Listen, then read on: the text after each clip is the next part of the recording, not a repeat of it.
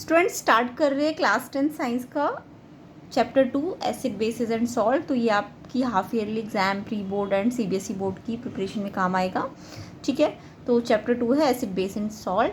तो सबसे पहले हम जानते हैं एसिड्स क्या होते हैं। तो एसिड्स क्या है ये आप शुरुआत से ही पढ़ते आ रहे हो कि ऐसे सब्सटेंसेस जो क्या करें, ब्लू लिटमस सोल्यूशन को रेड कन्वर्ट कर दे, ब्लू को रेड में। ठीक है, उसे हम एसिड्स कहते हैं। एसिड्स का टेस्ट कहे तो सॉर होता है और एसिड्स हमें H+ आयन देते हैं। तो एसिड्स की बात करें अगर, तो एसिड्स ऐसे सब्सटेंसेस है जो क्या देंगे हमें, H+ आयंस। तो H+ आयन सब में कॉमन है अगर, तो वो क्या होंगे, एसिड्स होंगे।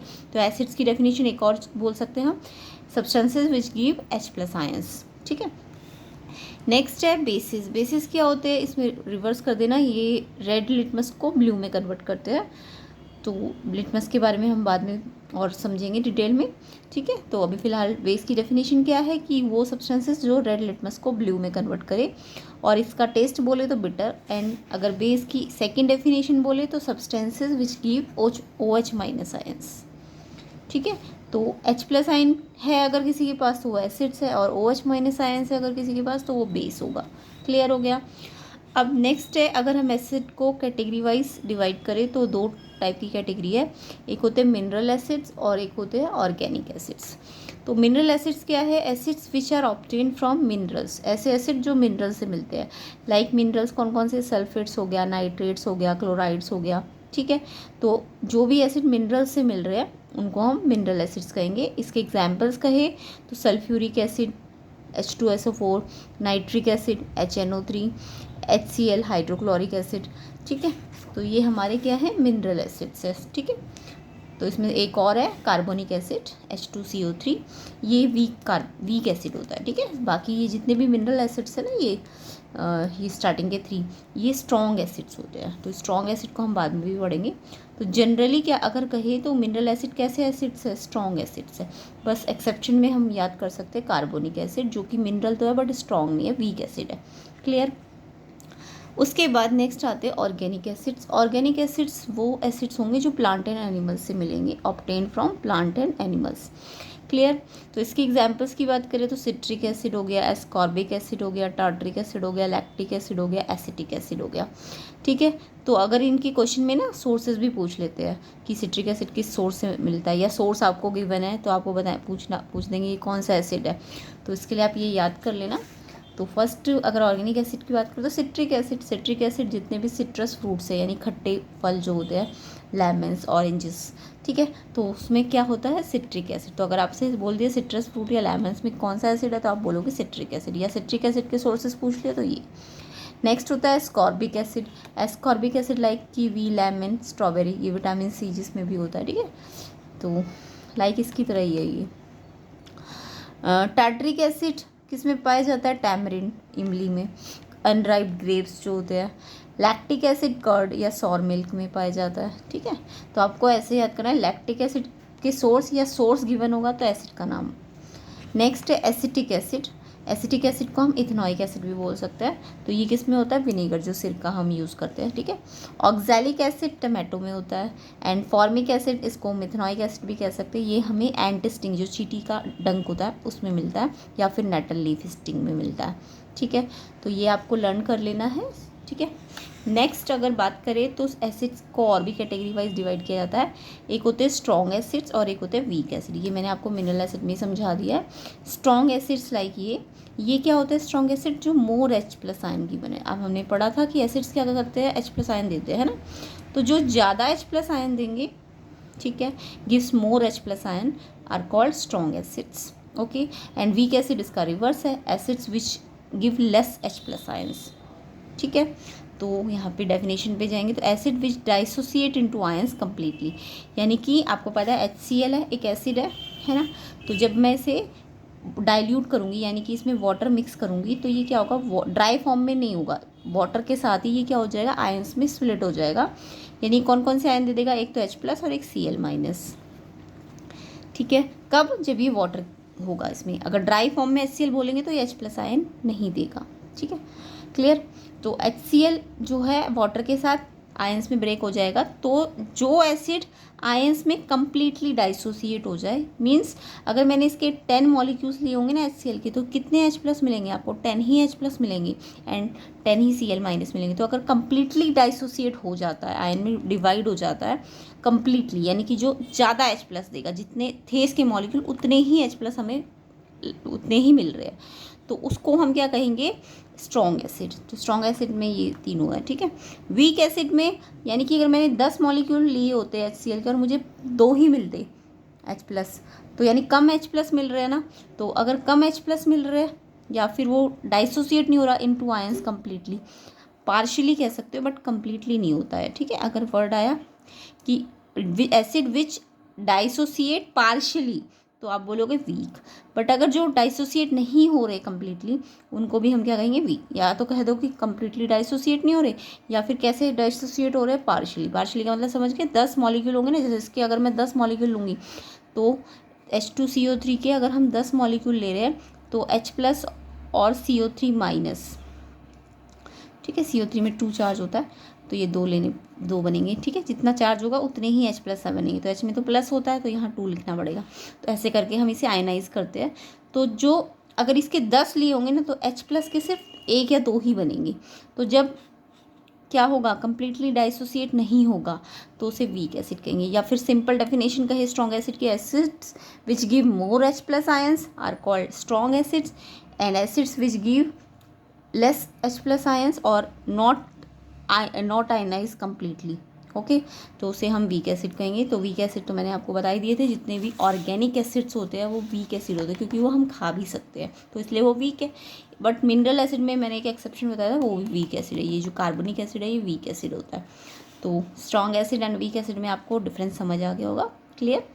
ये ध्यान रखना, ये एक्वस फॉर्म में होना चाहिए, तभी ये आयंस में ब्रेक होगा और तभी ये इलेक्ट्रिसिटी भी कंडक्ट करते हैं एसिड्स। अगर ये ड्राई फॉर्म में होता ना HCl या H2CO3, तो आप बोलोगे it not ionize absence of water, so it not give current और conductor of electricity, okay. Next देखते हैं एसिड की अगर प्रॉपर्टीज़ की बात करें, तो एसिड्स को जब हम मेटल्स के साथ रिएक्ट करते हैं तो ये हमें सॉल्ट एंड हाइड्रोजन गैस देते हैं, ठीक है। तो एसिड्स की अगर हम प्रॉपर्टीज़ की बात करें, जैसे HCl की प्रॉपर्टी की बात करें, तो HCl को अगर हम किसी मेटल के साथ लेंगे, लाइक Na, तो Na क्या है? एक मेटल है और ये एसिड है। अगर मैं इसको मेटल के साथ लूँगी तो ये हमें सॉल्ट देंगे। देखिए सॉल्ट कैसे बनेगा? पहले HCl ब्रेक होगा H+ और Cl- में, ये एक्वस फॉर्म में होना चाहिए, ठीक है। और ये तो सॉलिड होगा, मेटल है तो ये ब्रेक हो जाएगा वाटर की प्रेजेंस में H+ और Cl- में, और Na में तो प्लस चार्ज होता है। अब देखिए Na में अगर प्लस चार्ज है तो वो Cl- को अपने में ले लेगा, तो NaCl बन जाएगा, और H+ क्या हो जाएगा? डिस्प्लेस हो जाएगा, और H+ डिस्प्लेस होकर हाइड्रोजन गैस देगा, क्लियर। तो ध्यान रखना, जो भी मेटल है वो पॉजिटिव आयंस होता है, वो इस HCl का कौन सा आयन लेगी? Cl-, तो ये ब्रेक होके ये NaCl सॉल्ट बना देगा। और जो H+ आयन डिस्प्लेस किया Na ने क्यों किया H+ आयन डिस्प्लेस? क्योंकि Na रिएक्टिविटी सीरीज में हाइड्रोजन से ऊपर है, तो इसलिए ये H+ आयन को डिस्प्लेस करके क्या बना देगी? Hydrogen gas, clear. तो इस तरीके से अगर मैंने मेटल के साथ कोई भी एसिड लिया है तो क्या बन जाएंगे? मेटल सॉल्ट्स बन जाएंगे, metal salt, NaCl metal salt है ना, तो मेटल सॉल्ट बन जाएंगे और साथ में क्या रिलीज होगी? Hydrogen gas. तो ये इंपॉर्टेंट प्रॉपर्टी है, याद रखना है एसिड की, क्लियर। तो ये आपको ध्यान रखना है, कोई भी मेटल हो सकती है। Na की जगह यहाँ पे मैग्नीशियम हो सकता है, तो MgCl बन जाएगा। अब MgCl का फॉर्मूला आप ध्यान से बनाना, Mg और Cl, MgCl नहीं बनेगा, Mg की वैलेंसी 2, Cl की वैलेंसी 1, क्रॉस करेंगे तो MgCl2 बन जाएगा। तो यहाँ पे MgCl2 + H2, ओके। तो NaCl में तो एक वैलेंसी है ना दोनों की, इसकी भी 1 होती है, इसकी भी 1, तो क्रॉस करके NaCl ही बनेगा। बट MgCl में 2 और 1 को क्रॉस करोगे तो MgCl2 बनेगा। तो ऐसे करके आपको फॉर्मूला बनाना है। तो ध्यान रखना, मेटल के साथ Cl आ जाता है और H+ का H2 गैस सेपरेट होके अलग बन जाती है, ठीक है। नेक्स्ट प्रॉपर्टी की बात करें तो एसिड जब मेटल कार्बोनेट से ब्रेक करते हैं, यानी कि अब की बार मैंने मेटल की जगह मेटल के साथ मेटल कार्बोनेट लिया और एसिड लिया, तो H2 गैस नहीं बनेगी। जब भी कार्बोनेट लेंगे ना तो CO2 गैस बनेगी, ठीक है। CO2 गैस बनेगी, साथ में CO3 से तो CO2 गैस बन जाएगी, और कार्बन डाइऑक्साइड गैस के अलावा वाटर भी बनेगा H2O, उसके अलावा मेटल सॉल्ट, देखिए मैंने कोई मेटल ली होगी और साथ में HCl मान लो एसिड लिया है, तो मेटल के साथ Cl आ जाएगा, वो मैंने बता दिया था ना आपको। तो मेटल मान लीजिए मैंने जो भी ली होगी उसके साथ Cl आ जाएगा। मेटल यहाँ पे कुछ भी हो सकती है, Na भी हो सकती है, एल्यूमिनियम भी हो सकती है ना। तो बाकी फॉर्मूला तो आप ऐसे वैलेंसीज को एक्सचेंज करके बना सकते हैं। तो इसकी जब हम प्रैक्टिस करेंगे तो और ज़्यादा डिटेल में करेंगे। तो अभी फ़िलहाल इसकी प्रॉपर्टीज़ है, मेटल एसिड के साथ मेटल सॉल्ट बनाएगी, साथ में हाइड्रोजन गैस। बट अगर कार्बोनेट होंगे मेटल के साथ, जैसे Na2CO3 होगा, है ना, मेटल कार्बोनेट, तो वो CO2 और H2O बनाएगा और साथ में सेम ही ये मेटल सॉल्ट बनाएगा। नेक्स्ट प्रॉपर्टी की बात करें तो acid react with metal oxide to give salt and water. तो पहले ये पढ़ लेते हैं। एसिड अगर बेस के साथ रिएक्ट करेंगे, ये तो बहुत इंपॉर्टेंट रिएक्शन है, एसिड अगर बेस के साथ रिएक्ट करेंगे तो ये हमें सॉल्ट ही देगा। तो जब भी कोई एसिड और बेस मिलता है तो सॉल्ट होते हैं, तो सॉल्ट मिलता है हमें, और साथ में सॉल्ट है तो H2S। लाइक मैं एग्जांपल ले लेती हूँ, एसिड मान लीजिए मैंने HCl ले लिया और बेस मैंने NaOH ले लिया।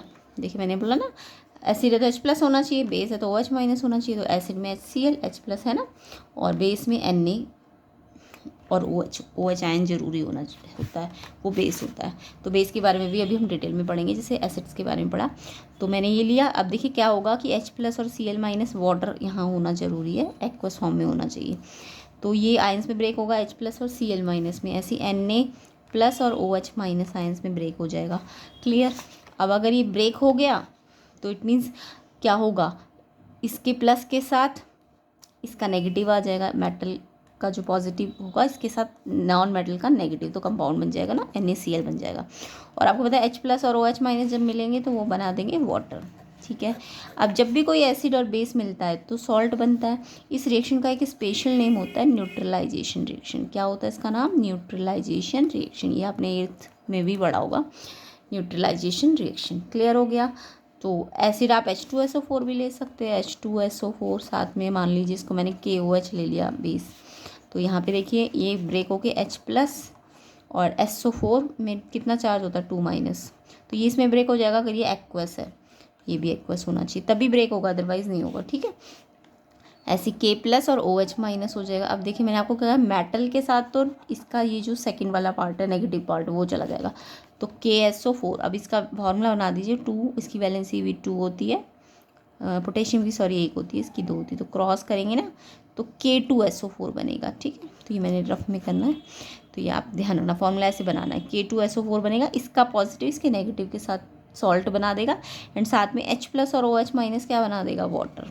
तो इस तरीके से ये न्यूट्रलाइजेशन रिएक्शन है, यानी कोई भी एसिड और बेस मिलके क्या बनाएंगे? सॉल्ट बनाएंगे। क्लियर। तो अगर यहाँ पे हम देखें तो देखिए यहाँ भी तो एसिड था और यहाँ मेटल थी, इन्होंने भी क्या बनाया था? सॉल्ट। तो एसिड सॉल्ट किसके साथ मिलके बनाती है? बेस के साथ। तो मेटल एक तरह से कैसे नेचर की होगी? बेसिक नेचर की। सेम ऐसी मेटल कार्बोनेट भी एसिड के साथ सॉल्ट ही बना रहा है, मीन्स मेटल कार्बोनेट भी कैसे नेचर के होंगे? एसिड है तो बेसिक नेचर के होंगे। ठीक है। तो मेटल्स का नेचर भी बेसिक होता है, मेटल कार्बोनेट का नेचर भी बेसिक होता है, तभी तो एसिड और बेस मिलके क्या बनाएंगे? सॉल्ट। क्लियर। तो एसिड और बेस मिलके क्योंकि सॉल्ट बनाते हैं, तो इट मीन्स मेटल कैसा है? क्योंकि वो एसिड के साथ सॉल्ट बना रहा है, तो मेटल कैसा होगा? बेसिक नेचर का होगा। क्लियर। मेटल कार्बोनेट भी बेसिक नेचर का होगा। तो ऐसा क्वेश्चन कई बार पूछ लेते हैं, मेटल का नेचर बताइए, क्योंकि मेटल एसिड के साथ सॉल्ट बनाता है, इट मीन्स मेटल कैसा होगा? बेसिक नेचर का। नेक्स्ट जो इसकी प्रॉपर्टी है, acid react with metal oxide. अगर एसिड को, कोई भी एसिड लाइक HCl है, ठीक है, तो HCl को जब मैंने मेटल ऑक्साइड ले लेती हूँ, मान लो मेटल ऑक्साइड Na2O ले लिया, सोडियम ऑक्साइड। ठीक है। अब इसके साथ जब भी ये रिएक्ट होगा ना, HCl कैसा होना चाहिए? एक्वस होना चाहिए, तभी ब्रेक होगा। अब मेटल ऑक्साइड के साथ भी वही होगा कि ये आयंस में ब्रेक होगा, पहले H+ Cl-, तो इसके Na के साथ तो क्या आ जाएगा? Cl, और साथ में इसका H+ और इसका O है ना, तो H और O मिलके क्या बना देगा? वाटर। बाकी आप बैलेंसिंग खुद कर लेना, यहाँ मैं बैलेंसिंग नहीं कर रही हूँ, बैलेंसिंग आपको फर्स्ट चैप्टर में आती होगी, अगर नहीं आती तो जब हम फर्स्ट चैप्टर करेंगे तो आप उसमें देख लेना। ठीक है। तो अभी मैं बैलेंसिंग नहीं कर रही हूँ, अभी फ़िलहाल मैं जस्ट इसको देख रही हूँ। अदरवाइज़ बैलेंसिंग करने वाला है, यहाँ 2 है तो यहाँ भी 2 लेके आओ। अभी Cl2 हो गया तो यहाँ भी 2 लेना। ठीक है। H के 2 हो गए और O का 1 हो गया, तो बैलेंस हो गया। क्लियर। तो आप बैलेंस लास्ट में ज़रूर करना अपने आप। तो यहाँ से आपको क्या पता चला? नेक्स्ट प्रॉपर्टी की, मेटल ऑक्साइड और एसिड मिलके भी क्या बना रहे हैं, सॉल्ट ही तो बना रहे हैं। सब में क्या बन रहे हैं, सॉल्ट ही तो बन रहे हैं। चाहे आप एसिड को मेटल ऑक्साइड के साथ लो, चाहे आप एसिड को बेस के साथ लो, चाहे आप एसिड को मेटल के साथ लो या मेटल कार्बोनेट्स के साथ लो, तो क्या बन रहा है, मेटल सॉल्ट ही तो बन रहा है। बस ये कि गैसेस चेंज हो रही है, कई इसमें H2 बन रहा है, इसमें CO2 बन रहा है, यहाँ पे तो H2O बन गया वाटर, ठीक है। तो एसिड के साथ अगर मेटल ऑक्साइड सॉल्ट बना रही तो मेटल ऑक्साइड भी कैसे नेचर की होगी, बेसिक। तो ये क्वेश्चन पूछ लेते हैं मेटल ऑक्साइड का नेचर बताइए, तो आप रीज़न दोगे क्योंकि मेटल ऑक्साइड एसिड के साथ रिएक्ट करके सॉल्ट बनाती है, तो सॉल्ट तभी बनता है जब इसका नेचर कैसा होगा। तो कोई भी एसिड किसके साथ होना चाहिए, बेसिक के साथ होना चाहिए, तो इसलिए इसका नेचर कैसा होगा, बेसिक। क्लियर हो गया आपको, एसिड्स की केमिकल प्रॉपर्टी बहुत इंपॉर्टेंट है।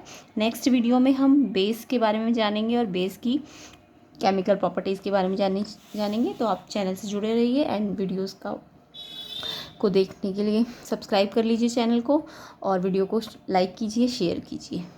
Thank you.